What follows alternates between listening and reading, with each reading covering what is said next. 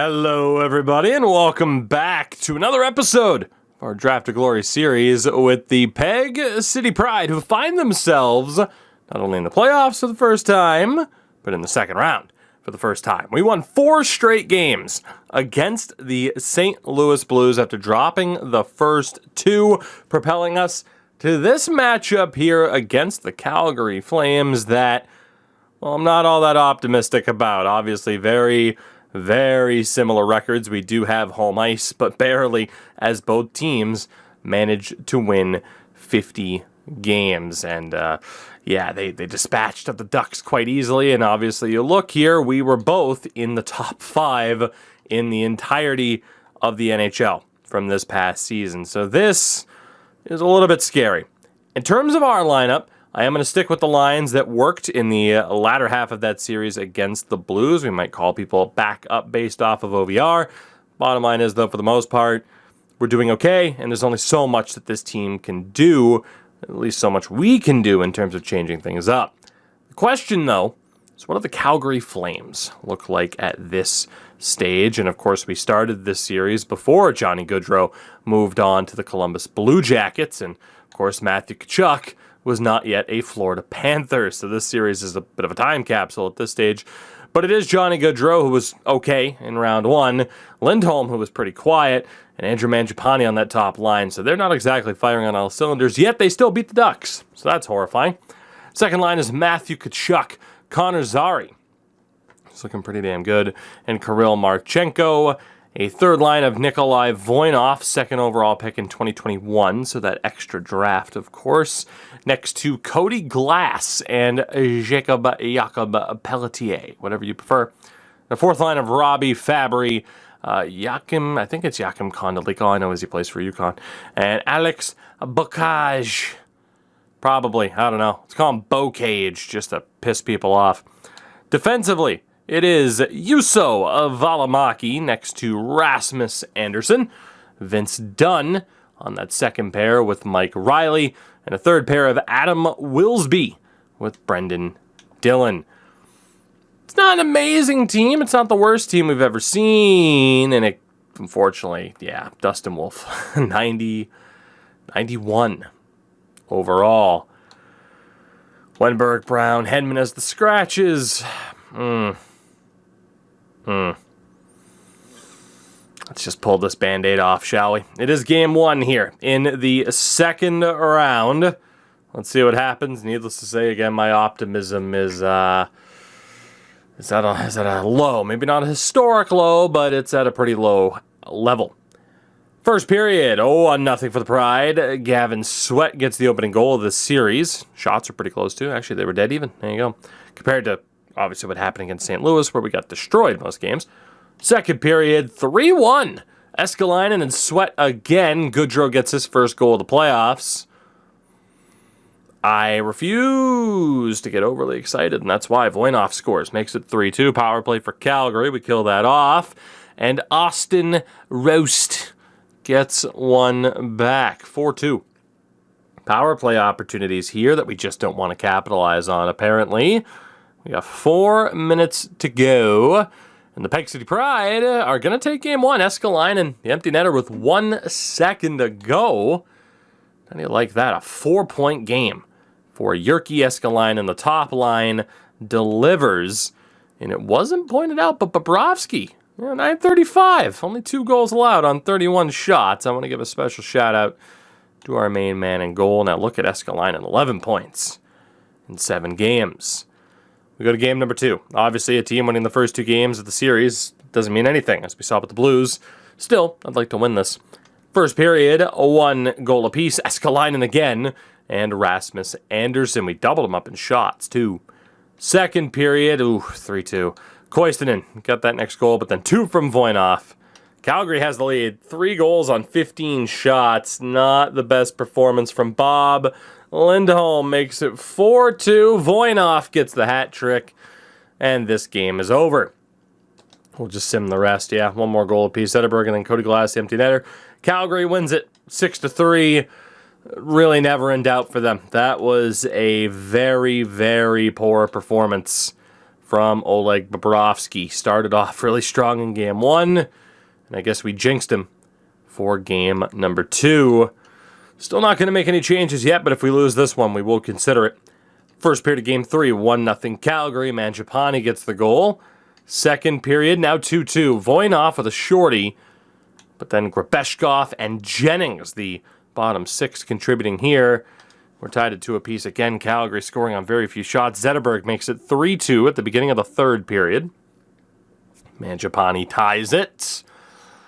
Outside of that first game, it's been rough sailing for Oleg Bobrovsky. Next goal could win this bad boy. 6 minutes left. Who's going to get it done? 2 minutes. Are we going to overtime? Yes, we are. It's not an elimination game, nor the cup final, so we'll quick sim it. Let's see what happens here. Maybe not quick sim it, but we won't jump in to watch. Who's going to win it? And it's going to be Koistinen. That gets it done. I'm still really in that mindset of just not wanting to get my hopes up here, you know? But we do have a 2-1 series lead here against Calgary. Don't know if I want to do anything in terms of line changes. We've had some people who haven't done much. I mean, Jared Finger's done nothing. I think it's fair to say someone like Jared Finger could be taken out of the lineup. Bobrovsky's still our guy. Korchinski really hasn't done much. Prokop's a -4, but it's not that bad. Albrecht's been a pretty good fit. So 3 points and a -2 for Roast. It kind of offsets. Grabeshkov offsets. Corbett, Shields. I mean, really, yeah, it's just Jared Finger. It is primarily Jared Finger that needs to go. He has not worked out at all.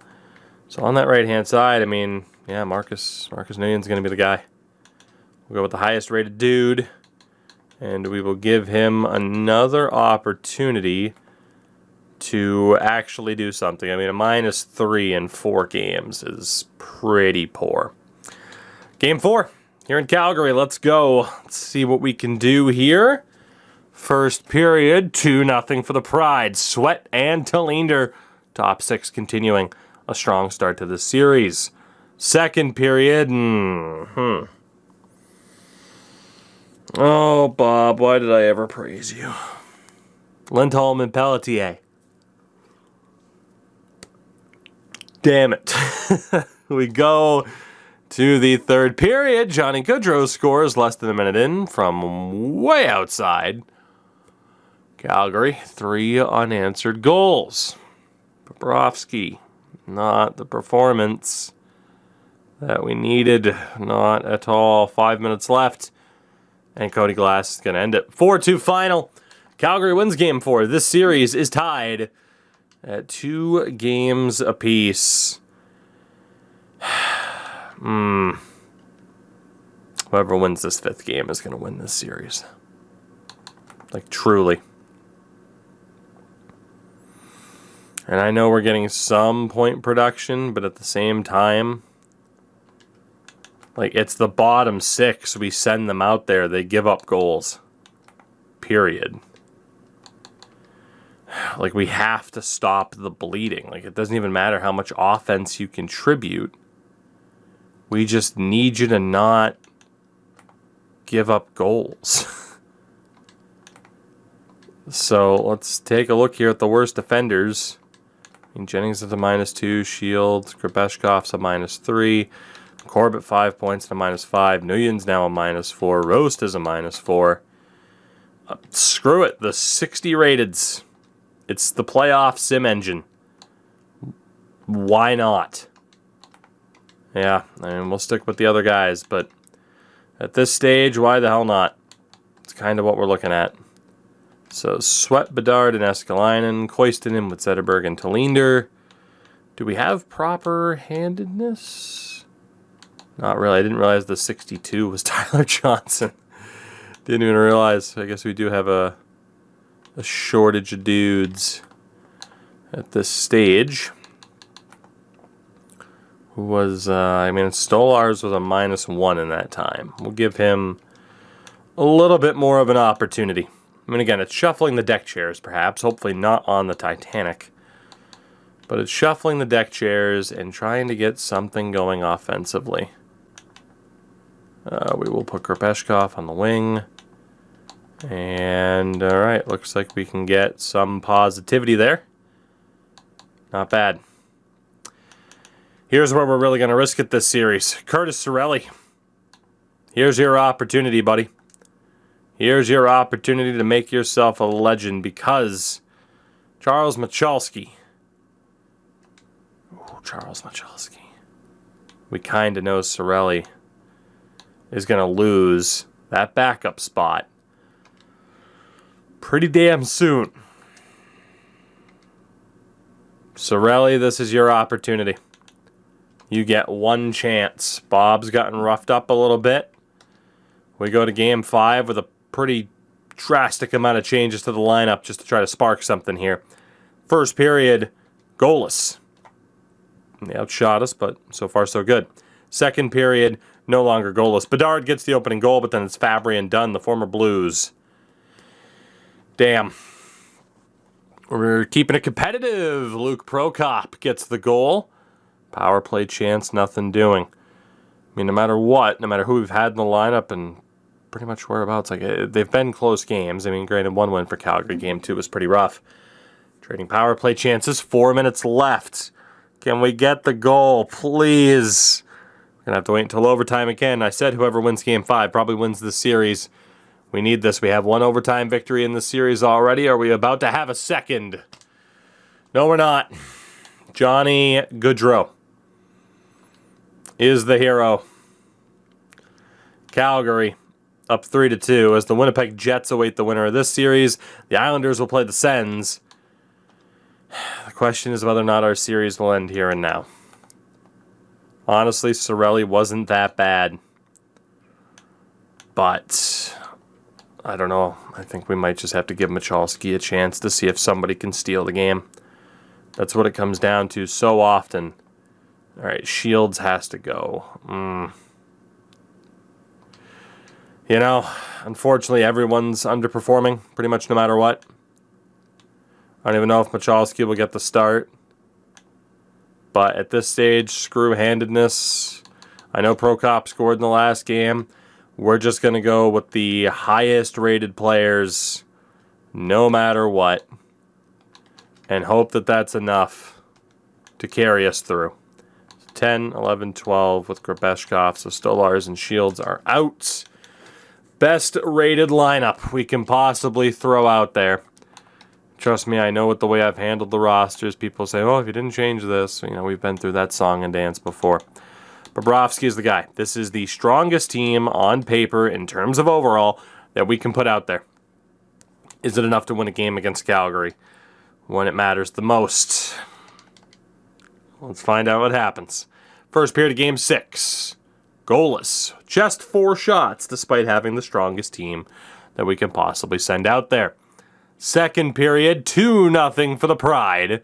McCutcheon back in the lineup, making the most of it. Koistinen made it 2-0, 23 shots to 12.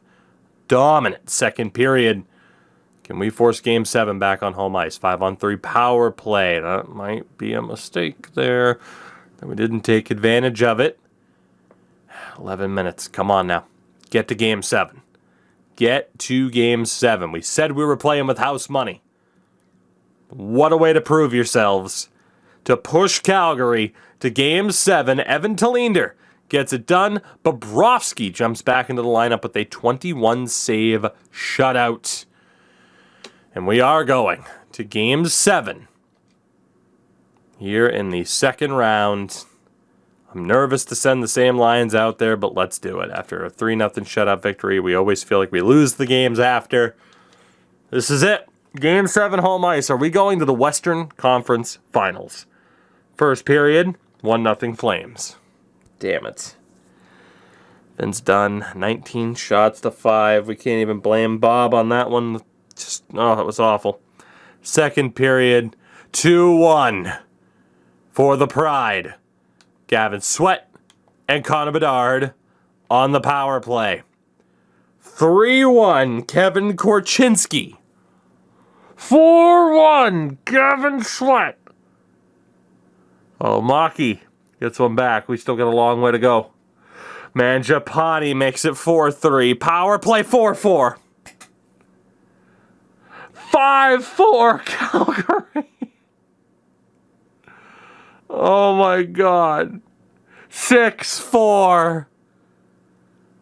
And the Pride crash and burn out of the playoffs, with the Flames scoring 5 unanswered goals in an 11-minute stretch in the third period. Oh my God, I can't believe that just happened. We had it. We absolutely had it. And we just threw it away.